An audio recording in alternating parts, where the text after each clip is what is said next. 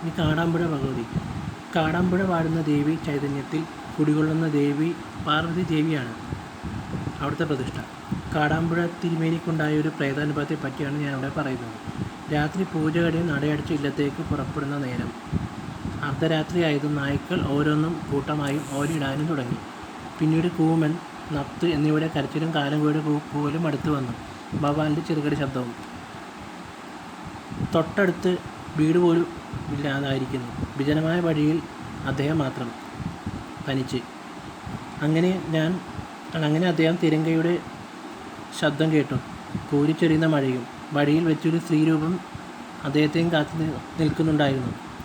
അങ്ങനെ അദ്ദേഹം ചുറ്റും നോക്കിയതും അതാരെയും കൊതിപ്പിക്കുന്ന അതിസുന്ദരിയായൊരു സ്ത്രീരൂപം ആയിരുന്നു അത്.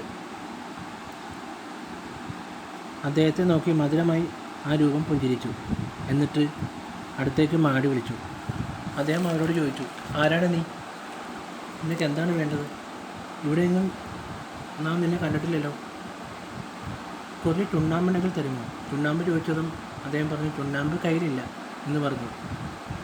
അദ്ദേഹത്തിൻ്റെ കയ്യിലെ ഗ്രന്ഥത്തിൽ സ്പർശിച്ചതും അവൾ അലമുറിയിട്ട് കരഞ്ഞൊരു ഭീകരസത്വമായി മാറി. വീണ്ടും രുദ്രാക്ഷമാല മുറുകെ പിടിച്ച് അദ്ദേഹം ഗ്രന്ഥം തുറന്ന് ഭഗവതിയുടെ മാത്രം മന്ത്രം ചൊല്ലിയതും അവർ അന്തരീക്ഷത്തിൽ ഇല്ലാതെയായിരിക്കുന്നു.